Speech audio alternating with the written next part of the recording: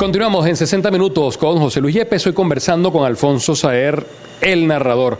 Alfonso Saer nos comentaba en la parte anterior sobre cómo se dio ese primer artículo que sale en el Decano de la Prensa Nacional, el diario El Impulso, su eterna casa periodística, como él mismo lo describió. Y nos gustaría saber, una vez que se da ese primer artículo, primero, ¿qué sentiste cuando ves que finalmente tu esfuerzo ya aparece publicado y pasa a ser del dominio público? Y posteriormente, ¿cómo se van dando las siguientes oportunidades para que sea un hecho consuetudinario? La satisfacción fue inmensa.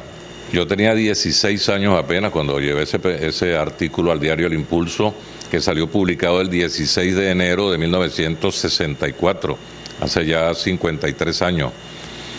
La satisfacción fue inmensa, comencé a escribir, a llevar artículos, iba a diario al Impulso, me dieron a cubrir eventos importantes en la región de cualquier deporte.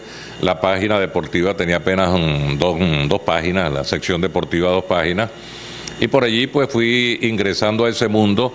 La primera gran satisfacción dentro de ese trabajo periodístico fue que en 1965, apenas un año después de haber comenzado, me dieron el premio anual de periodismo deportivo del Círculo de Periodistas Deportivos del Estado Lara. Mientras hacía ese trabajo de prensa, aquí llegó una emisora llamada Radio Cristal, 620 en aquel entonces, fundada por Carlos José Maldonado, estaba en la Avenida Vargas con la 24, en el edificio Castilla, en el último piso. Y Radio Cristal llegó con grandes innovaciones, con un impacto grandísimo por sus noticieros, sus musicales, la calidad de su personal, locutores, operadores, la gente que trabajaba como reportero en el noticiero que tenían denominado Transistor 620. Y yo me le fui metiendo a quienes hacían un programa deportivo allí o anunciaron un programa deportivo, que eran José Cheche Cordero y Napoleón Ágreda Herrera, 2 grandes amigos ya fallecidos. Y comencé a decirles que yo quería colaborar. Ellos me sacaban el cuerpo. Este muchacho, ¿quién es? ¿De dónde viene? Un flaquito que llegaba allí sin ninguna experiencia y nadie lo conocía. Pero bueno, el día que inauguraron el programa yo estaba ahí, y cuando se miraron las caras resulta que nadie había hecho nada, y me dijeron, ¿tú trajiste algo? Y le dije, sí, yo traje todo esto que está aquí. Le llevo un montón de noticias escritas. Bueno, inmediatamente me tomaron un gran cariño, me quedé en el programa Cristal Deportivo, y ese mismo año de la fundación de Radio Cristal comienza el béisbol profesional en Barquisimeto, el Cardenales de Lara, temporada 65-66. Tenía yo 17 años. Radio Cristal decidió transmitir el béisbol profesional, se trajo al Musiura Cavallerí como invitado, el titular de la narración era Luis Enrique Arias, y bueno, me dijeron en la radio, mira, tú puedes hacer los numeritos, sí, vas a hacer los numeritos, y ocasionalmente vas a ser comentarista también, y vas a hacer entrevistas. Y comencé de una vez con el primer Cardenales en ese rol de comentarista secundario y de estadístico en el circuito Cardenales de Lara, temporada 65-66. Y por allí, bueno, se fue desarrollando todo, ¿no? ¿Quiénes eran tus referentes en la narración deportiva? Esas figuras que tú decías, wow, lo hace bien, quiero perfilar una carrera como esta persona. Siempre escuché con gran admiración a Delio Amado León, la voz eterna de los Leones del Caracas, con quien tuve después una gran amistad, afortunadamente. También Carlos Tobar Oracho, me gustaban esas voces recias de fuerza, de potencia en el béisbol, y eran las voces grandes de ese tiempo, de esos años 60 y 70. Digamos que me guié con ellos, aunque yo los escuchaba todos, a Felo Ramírez, a Luis Enrique Arias, al Musiura Cavallerí, internacionalmente a Bob Canel, tenía grabaciones de Pancho Pepe Crocker. Pero básicamente yo diría que con Delio fue la referencia fundamental. Eso en la parte del béisbol. ¿Y cómo fueron tus inicios en la narración del ciclismo, que tú eres un referente a nivel nacional? El ciclismo yo comencé a seguirlo cuando comencé en El Impulso, ¿no? Y comencé a hacer las crónicas de las carreras dominicales, me gustaba mucho. un deporte muy diferente al béisbol, mucho más sacrificio, más dificultades, más exigencia, mayor preparación física, muy duro, muy difícil. Y comencé a seguirlo prácticamente desde la segunda vuelta a Venezuela, cuando ganó Domingo López, que fue uno de los ídolos del ciclismo larense.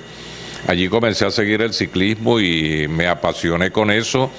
Comencé a ir a todas las vueltas importantes en motocicletas, en mi propia motocicleta, a hacer las crónicas para el Impulso, a hacer narraciones para la radio, y así también pues me fui desarrollando en ese ambiente, ¿no? ¿Recuerda cuál fue esa primera, digamos, transmisión en la que ya tú estabas ejerciendo como tal, como narrador o como comentarista? Un clásico de Radio Cristal, precisamente, en el primer aniversario de Radio Cristal hicimos una transmisión, un clásico que ganó Alveo Tazo en la Avenida Rotaria, no se me olvida. Y allí comencé a narrar ciclismo y a adentrarme, a profundizar en esta actividad. Si te pusiesen a escoger entre el ciclismo y el béisbol, ¿en cuál te sientes más cómodo, Alfonso? Mira, siempre me hacen la misma pregunta porque han sido los dos caminos que yo he tomado dentro del periodismo, sin olvidar que he hecho otras cosas, ¿no? Pero yo siempre digo, el béisbol ha sido un modo de vida y el ciclismo una pasión, un hobby extraordinario para mí. De hecho, cuando llegamos aquí a tu casa, Alfonso, estaba colocado el televisor allí y estaban pasando el reporte de Caracol y lo que estaba era ciclismo, hablando de ciclismo justo en ese momento, ¿no? De verdad, y en la parte de ciclismo, me hablaste de tus referentes desde el punto de vista del béisbol, pero en el ciclismo, ¿quiénes fueron esos primeros referentes de Alfonso Saer? La escuela colombiana, porque las transmisiones del ciclismo en Venezuela nacen en el Táchira, y en el Táchira tuvieron la influencia colombiana. Yo comencé a trabajar en el Táchira con Luis Alfonso Ramírez, con Carlos Javier Sarmiento, con Guillermo Villamizar, en las famosas transmisiones de Ecos del Torbe.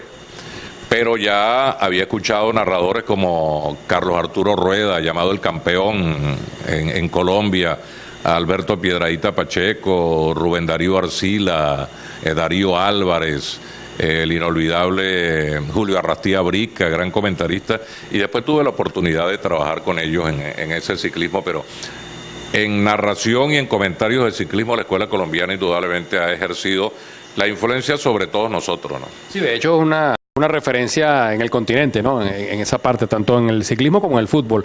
Alfonso también ha narrado boxeo, ha narrado baloncesto. Háblanos de cómo surgieron cuáles fueron tus primeras experiencias en ese ámbito. Bueno, boxeo he hecho bastante, ¿no? Boxeo sobre todo a nivel olímpico, en Juegos Panamericanos, Juegos Olímpicos, Juegos Centroamericanos y del Caribe, Panamericanos de boxeo aquí en Barquisimeto. Baloncesto no he transmitido, una sola vez tuve que transmitir porque no llegó un narrador, Alvis Cedeño, a un partido aquí en Barquisimeto y tuve que transmitirlo con Rubén Mijares soplándome porque yo no dominaba mucho eso y no es un deporte donde haya yo profundizado. Y en el fútbol también me pasó algo parecido, un partido Tiquire Flores Lara que no llegó el narrador y yo trabajé, pero los he seguido, los entiendo. Como periodista deportivo estoy documentado e informado sobre el particular, pero no me he dedicado a la transmisión de esos deportes, ¿no? ¿Cómo llegaron los primeros reconocimientos, Alfonso, en los que ya tú sentías de alguna manera que te estabas haciendo un nombre a nivel nacional y que pasabas tú a ser ya una referencia en el periodismo deportivo? A nivel regional, el primero fue ese que te dije, del Círculo de Periodistas Deportivos en el año 65. Después gané un par de premios Ramón Orellana, que eran premios adjudicados al periodista deportivo del año en la región, en el estado. A nivel nacional me gané, creo que en el año 71-72, el Premio Nacional de Periodismo Deportivo de Provincia que daba el Instituto Nacional de Deporte. También, bueno, llegaron condecoraciones como la Orden Francisco de Miranda a través del Impulso, la Orden al Mérito en el Trabajo a nivel nacional, y por allí pues han llegado muchísimos reconocimientos, premios como Mara de Oro, como tantos que realmente pues existían sobre todo en esos años, ¿no? Sí, más recientemente, por cierto, recibiste la Orden 22 de septiembre, que es la máxima condecoración que entrega nuestra casa, nuestra alma mater, la Universidad Centro Occidental Lisandro Alvarado. ¿Qué significa esto para Alfonso? Porque hay quien dice que no hay profeta en su tierra, pero la principal casa de estudios superiores entrega su máxima condecoración a Alfonso Saer, que además no es tu primera experiencia, digamos, con la Orden 22 de septiembre, porque también entiendo que de alguna manera ayudaste cuando se le hizo el reconocimiento del doctorado honoris causa a don Luis Aparicio, ¿no? Sí, yo fui el orador de orden cuando le entregaron el doctorado honoris causa a Luis Aparicio.